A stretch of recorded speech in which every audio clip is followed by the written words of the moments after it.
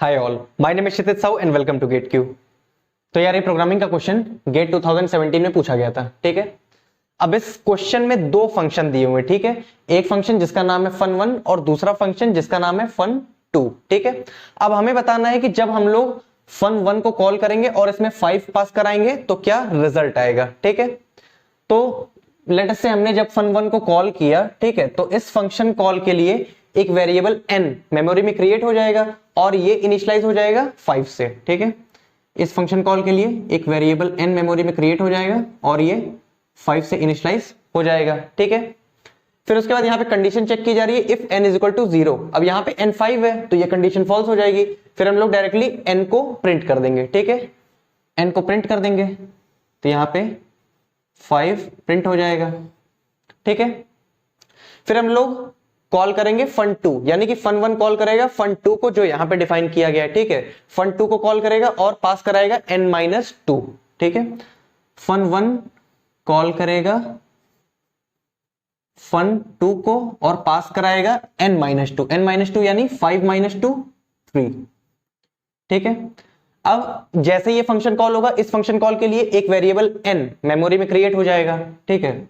इस function call के लिए एक नया वेरिएबल n मेमोरी में क्रिएट हो जाएगा और ये 3 से इनिशियलाइज हो जाएगा, ठीक है।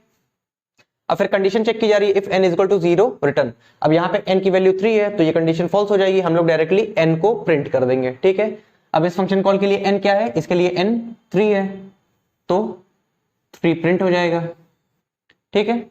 फिर अब fun2 कॉल करेगा fun1 नाम के फंक्शन को, ठीक है, और पास कराएगा प्लस n, ठीक है। fun2 कॉल करेगा fun1 को, ठीक है, और पास करेगा प्लस n का मतलब प्री इंक्रीमेंट, ठीक है। यानी कि हम लोग पहले n की वैल्यू को इंक्रीज करेंगे फिर n की वैल्यू को यूज करेंगे, ठीक है। अब पहले n की वैल्यू को इंक्रीज करेंगे, 3 से 4 हो जाएगा और फिर इस वैल्यू को यूज करेंगे, ठीक है। फिर यहां पे 4 पास हो जाएगा, ठीक है।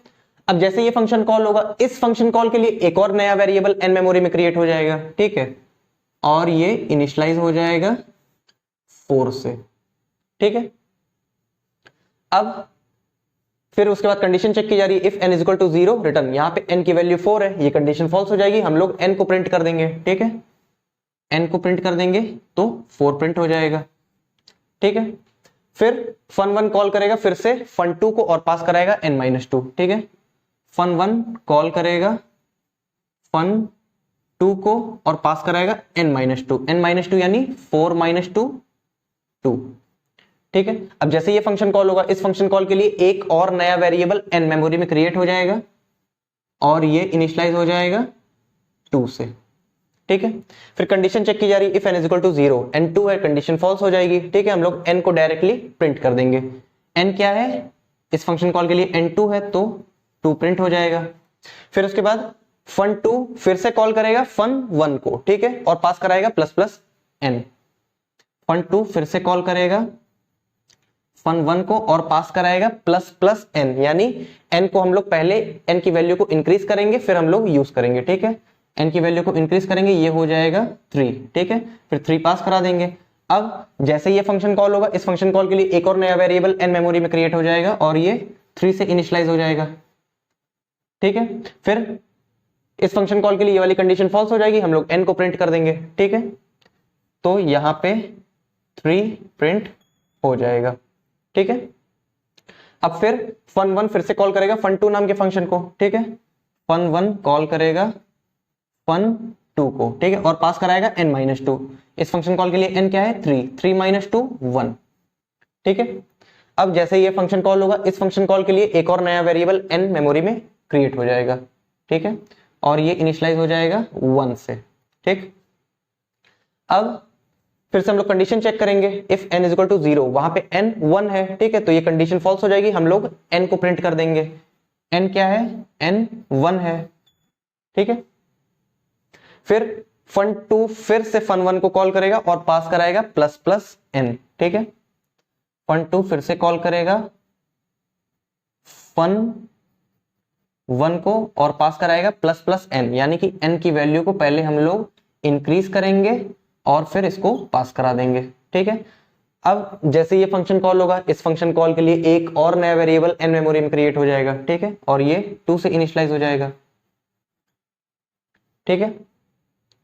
फिर कंडीशन ये वाली फॉल्स हो जाएगी, n2 है वहां पे, ठीक है, हम लोग डायरेक्टली n को प्रिंट कर देंगे। अब इस फंक्शन कॉल के लिए n क्या हो जाएगा, इस फंक्शन कॉल के लिए n हो जाएगा 2, ठीक है। अब fun1 वापस से fun2 को कॉल करेगा और n-2 पास करा देगा, ठीक है। fun1 वापस से fun2 को कॉल करेगा और n-2 को पास करा देगा, n-2 मतलब 2 - 2 0, ठीक है। अब जैसे ये फंक्शन कॉल होगा, इस फंक्शन कॉल के लिए एक और नया वेरिएबल n मेमोरी में क्रिएट हो जाएगा और ये 0 से इनिशियलाइज हो जाएगा, ठीक है। हम लोग कंडीशन चेक करेंगे, if n is equal to 0, n क्या है, n 0 है, तो कंडीशन ट्रू हो गई ये वाली, हम लोग रिटर्न हो जाएंगे, ठीक है, यानी कि ये फंक्शन कॉल वापस से इसके पास रिटर्न हो जाएगा, ठीक है। अब fun1, ठीक है, fun1 के लिए ये दोनों स्टेटमेंट एग्जीक्यूट हो चुके हैं, ठीक है। अब हम लोग n को प्रिंट कर देंगे, ठीक है। अब इसके लिए n की क्या वैल्यू है, इसके लिए n की वैल्यू है 2, ठीक है, इसके लिए n की वैल्यू 2 है, ठीक है। फिर अब fun2 ये है, ठीक, fun2 के लिए ये दोनों स्टेटमेंट एग्जीक्यूट हो चुके हैं, ठीक है। अब हम लोग ये वाला स्टेटमेंट एग्जीक्यूट करा देंगे, ठीक है, यानी कि n को प्रिंट कर देंगे, ठीक है। तो fun1 के लिए n की वैल्यू क्या है, fun1 के लिए n की वैल्यू है 2, ठीक, क्योंकि हम लोग 1 से 2 को इंक्रीज कराए थे, ठीक है, n की वैल्यू इंक्रीज कराए थे, 1 से 2 हो गई थी वैल्यू, तो ये 2 को प्रिंट कर देगा, ठीक है। फिर इसी तरह ये वाला फंक्शन n को प्रिंट कर देगा, ठीक है, इस फंक्शन के लिए n की वैल्यू है 3, ठीक है। फिर इस फंक्शन के लिए n की वैल्यू है 3, ठीक है। फिर इस फंक्शन के लिए n की वैल्यू है 4, फिर इस फंक्शन के लिए n की वैल्यू है 4, ठीक है। फिर इस फंक्शन के लिए n की वैल्यू है 5, ठीक है। तो जब हम लोग fun1 5 को कॉल करेंगे तो ये सारे प्रिंट्स हो जाएंगे, ठीक है। तो 5 3 4 2 3 1 2 2 2 3 3 4 4 5, ठीक है। तो option A is correct answer.